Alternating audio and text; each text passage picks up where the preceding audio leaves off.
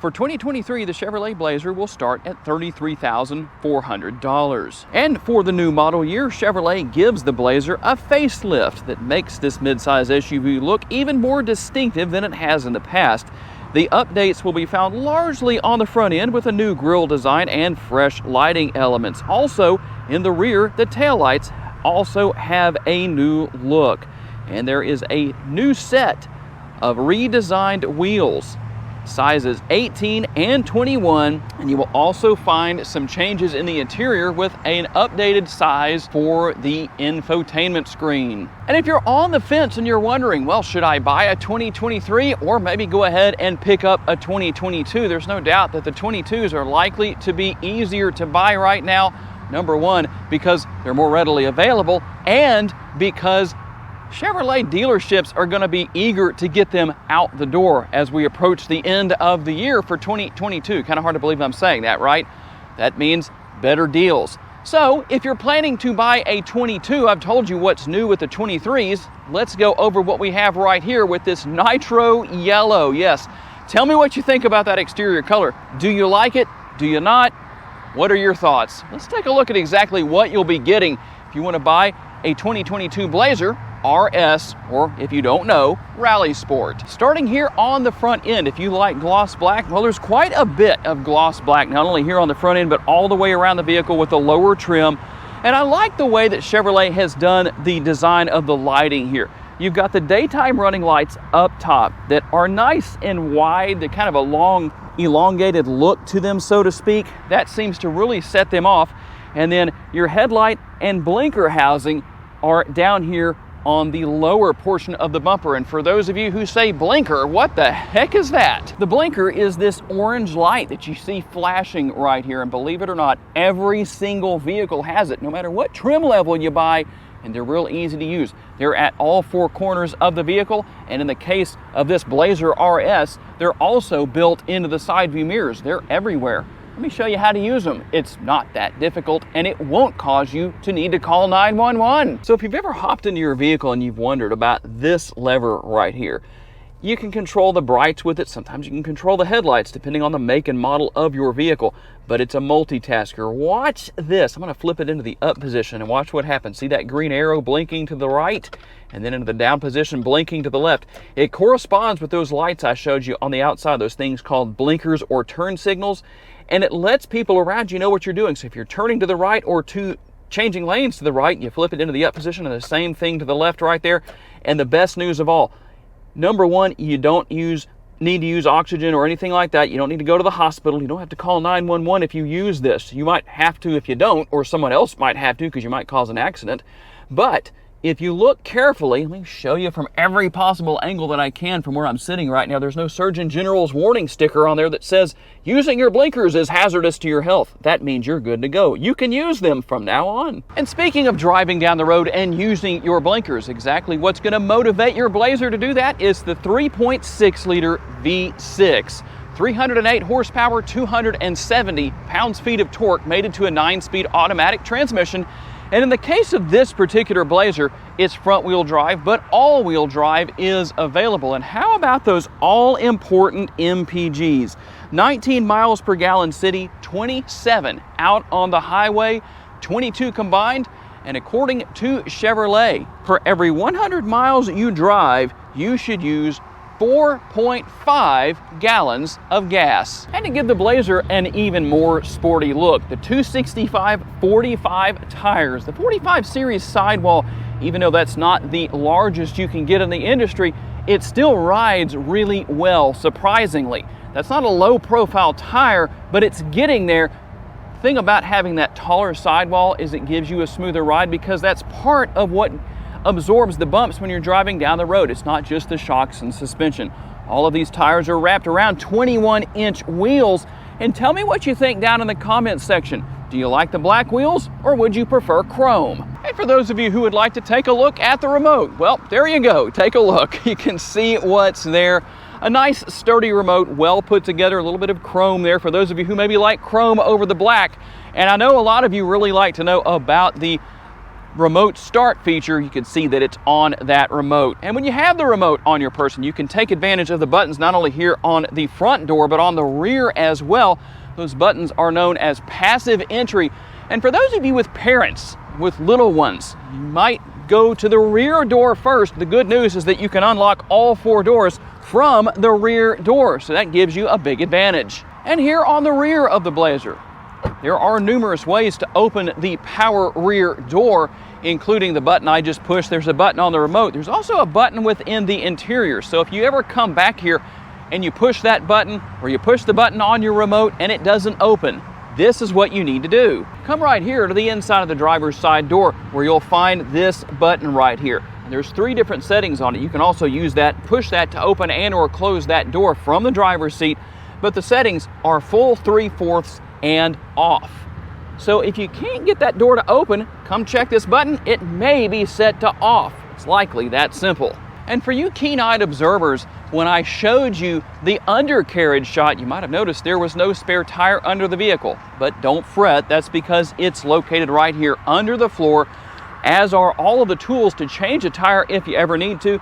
You also have a little bit of extra storage space located to the left of that area. And there is a hook right here on the floor that allows you to actually hook it right up here to the roof. That way it stays out of your way. And what about cargo capacity and towing capabilities? Let's talk about exactly what you have, where all of that is concerned. 30.5 up to 64.2 cubic feet for your cargo capacity, and towing ranges between 1,500 and 4,500 pounds. And you can lower these rear seats. There's a couple of releases, one on each side, right in front of the cargo lighting back here in the rear area. You just pull on those, the seats go all the way down. Pretty simple process to do. Now, unless you have super long arms, you will have to go to the doors to actually put the seats back up in place, just in case you're wondering. And yes, obviously there is a button right there on the top of the rear door to shut that when you're finished with your rear cargo area. And obviously, if you're going to go with the most sporty trim level of the Blazer, well, the RS is going to be it. And something that really sets it off is this rear diffuser back here. No, it's not like that on a supercar, that's for sure. But it does give it a nice sporty look back here. I don't think anybody is going to be driving their Blazer fast enough to need to properly channel air out from under the vehicle. Actually, it's not even meant for that. It's more cosmetic than anything else. But then again, some of you might actually be doing that. I don't know.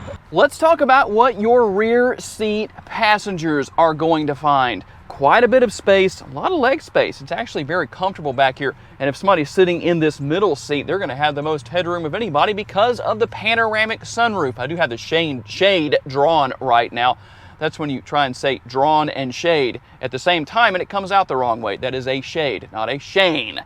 But the shade, we're just going to leave the bloopers in there. You can see that the shade is closed right now, but I'll show you what it looks like when it's open. How about that? There we go. No tongue twists in that area, but that's what it looks like. A nice panoramic sunroof, something that not all competitors of the Chevrolet Blazer offer. You also have the fold-down armrest with cup holders built in.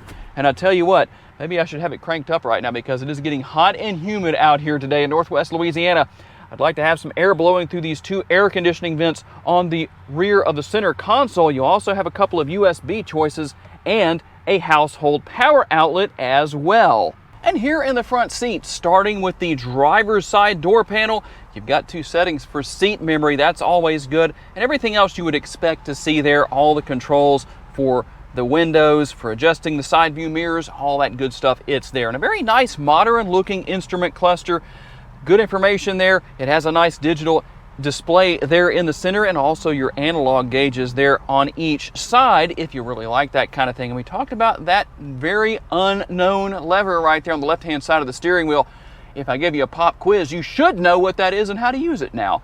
Steering wheel mounted controls, and you have the control over here on the right side that I can't say anything smart aleck about, but that is the windshield wiper control and rear window wiper. Push button start. You've got right here to the left of the infotainment screen the hazard button, and you can turn off that non-essential start-stop feature. Yes, that is right. And the floating touch screen here, it has a nice look to it. You do have an increase in size for 2023. and then you can see what's to the left there. You can turn your traction control off, and if you find yourself looking for the release for the glove box, don't forget it's actually the button right here to the left of the button for your traction control. So within the infotainment screen, everything you would expect there, Android Auto and Apple CarPlay, so you can pair your smartphone and basically turn that screen into your phone, built-in navigation, and everything else you would expect to see there. And you'll find that the AC here looks just like what you would get in the Camaro, with the dials right here for controlling the temperature. You can sync that together. It is dual zone climate control, so you can use one or both to do that depending on what front seat driver and passengers want. Where else would the driver be besides the front seat, right? Yeah, I know you're going to say something in the comments about that, so I had to correct myself real fast.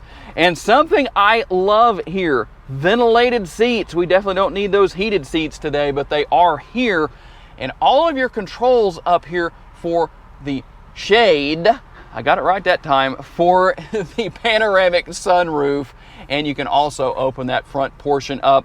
Cup holders, a traditional shifter here. For those of you who do not like push button shifters, that's good. You don't have that here. And your mode selector for your driving modes. And let's go through what those are real quick. You've got Tour, you've got Snow, and you have Sport mode. Nice large center console here that doubles as an armrest. Well, I'm just really tongue twisting it up today, right? Doubles as an armrest. And I like the fact that that's high enough. It's not so low that it's just almost useless as an armrest. It's at just the right position. Quite a bit of space down in there. And obviously you have some USB connectivity up here in the front. And I probably forgot to tell you, there's also a 12-volt power outlet in the rear cargo area. Tell me down in the comments what you think. Well, there's almost always a 12-volt back there in most SUVs these days. Would you like to see car makers start putting USB connectivity in the rear cargo area? Okay, here we go out on our test drive.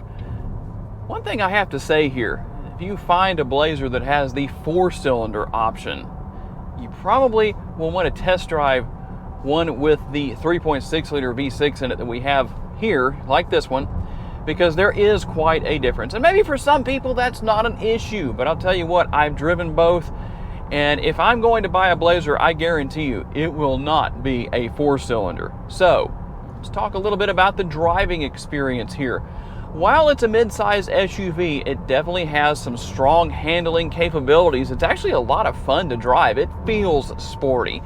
And with that sport driving mode that I showed you earlier, talked about earlier, with the 3 different driving modes that you have, it does change the attitude of the Blazer just a little bit. It's not a major difference, but you can tell that the engine RPM comes up faster and a little bit higher than it would in your base driving mode. So that's there.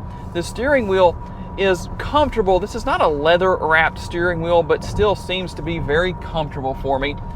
You've got so many great safety features here, such as your blind spot monitoring. That's always helpful. I still find myself looking in my blind spot because of years of a habit of doing such a thing. Even with the blind spot monitoring being on a lot of these vehicles that I drive, I'm actually considering buying a Blazer for myself. Don't know if I'm going to do it or not, but if I do, it would be an RS. The acceleration is good. That's, well, due in part to the fact that I'm driving the most powerful option available here. So when I need to step on the pedal, it gets down the road with absolutely no problem. I mean, that was actually pretty impressive for what it is. So overall, a comfortable ride quality. That's one thing that I do like to make a good point on here. Sometimes you have vehicles that have comfortable seating, but the ride quality of the vehicle itself with the shocks and suspension, well, not so much, and it kind of cancels out the comfort of those seats. Here you have what seems to be a pretty good balance of both. The seats are comfortable. They may not be the most comfortable I've ever experienced in any test drive I've done, but then again, I haven't adjusted everything to exactly be as I would want it to be. Speaking of adjustments, one more thing that I want to tell you about that I forgot to mention earlier. You have a power adjustable steering wheel. So if you want to adjust that, tilt and telescopically, however you want to handle that, well, you can adjust that to your comfort level as well. Glad I thought about that. Everything here easy to use, easy to learn. For those of you who may be stepping into a vehicle and saying, well, I've fought it long enough, but I finally have to buy a vehicle with modern day technology, don't worry about it here with Chevrolet with their infotainment system here. Super easy to learn and super easy to use. Gas pedal is very responsive to the touch of my foot, as is the brake pedal. And one thing about it, right now my daily driver does have somewhat of an aggressive braking system. So being that I'm used to that, I might hop into a vehicle like this and accidentally hit the brakes harder than I intend to. I find that it was very easy to adjust in this vehicle. So tell me down in the comments section if you plan to buy a 2022 or are you going to wait for the 2023 Chevrolet Blazer before you make your purchase. Tell me the particulars. What trim level? What exterior color? What options do you want on your Blazer? I have to say a special thanks to my friends at Red River Chevrolet for loaning me this Nitro Yellow Blazer RS for the day. And a special thanks to all of you for being kind enough to give me the opportunity to give you a vision for your next vehicle. If you enjoyed this video, make sure to check out another of the videos that's on the screen right now, and I look forward to seeing you there.